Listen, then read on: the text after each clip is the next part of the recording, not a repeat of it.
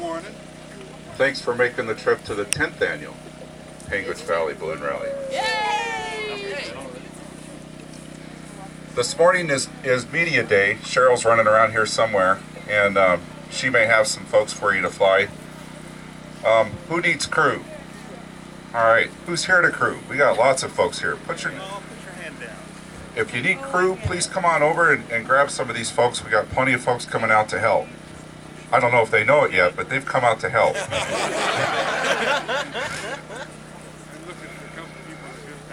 Your launch sites, everybody has a number. It's not real critical this morning, but everybody has their own piece of terra firma here on the field. If you need to know what your number is, I got a map here I can hand out for you. Just this morning, remember your passenger briefings if you decide to fly. Remember, brief them on power lines, watch for other balloons, make sure they're in good physical condition. And as many of you know, our insurance companies now require that you have your passenger and crew do waivers, sign waivers. So just letting everybody know that now. That's the world we live in, and just remember that you do that.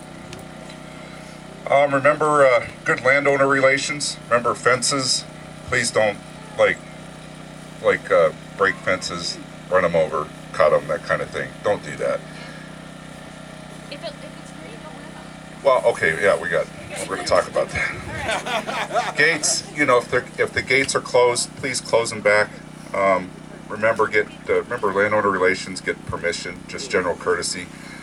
And this is really important. Stay off of planted fields. If you're not really, like the field you're standing on right now is pasture. It's not planted. But the one over here on the other side, just west of you, is a planted field. Please don't drive out there on them. And if you have any question about it, just walk your balloon over to the edge. There's lots of wide open spaces in the valley, so please don't get stuck in the mud. Remember, there's a lot of livestock, a lot of cattle, horses. Just give them 500 feet. Give them plenty of clearance. I got to mention this every year. Please don't splash and dash in the sewer ponds. Well, if you do, don't come back here, please. Propane is going to be on the north side of town this year. That's one big difference this year is, we're going to launch here, or you can tether here, whatever you'd like to do, if you feel comfortable with either one. We're going to propane up on the north side of town at the park. At the Triple C Arena. It's called the Triple C Arena. But the park is next to it. So it's two different places.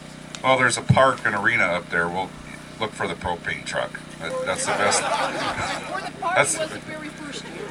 And we're gonna be tailgating up there too. At the park where the grass is. It's a grassy park. You'll love it. Tonight, 6 o'clock. the check-in dinner is tonight up there at the same building, same facility at 6 p.m. tonight. It's called the Fairground Building.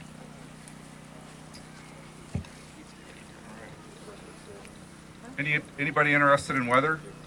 Yes. Okay. Or not. Weather, according to Lockheed Flight Service,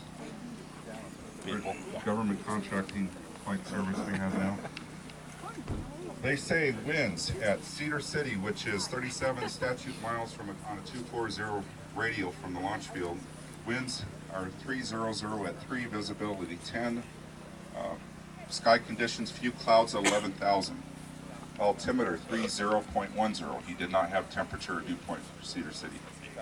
Bryce Canyon, which is 16 statute miles on a 110 from the launch field, and that's at 7,600 feet. The field elevation here is at 6,500 feet. Winds are 290 at 5, visibility 10. Sky conditions, few clouds at 8,500. Temperature 9, dew point 8. Altimeter 30.25. The forecasted conditions for Cedar City, remember 37 miles on the other side of the mountain, is to be through 9 a.m., variable at 5. Bryce Canyon winds aloft, they don't have them at 9,000. The lowest ones they have is at 12,000. 280 at 15. The synopsis is a high pressure in southern Utah, with a upper level trough, they call it. We are on the western edge of a air mat for partial mountain obscuration.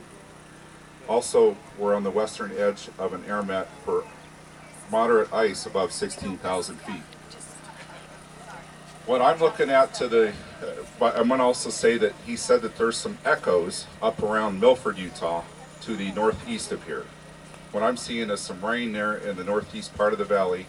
They're saying that that's moving to the northeast.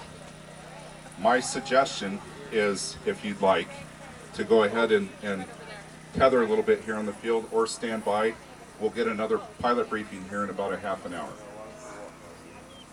But I think we need to keep an eye on that rain to the south of us. We don't want to, what can happen for those that aren't pilots is that rain can start generating some very adverse winds, and we could have some pretty rough landings.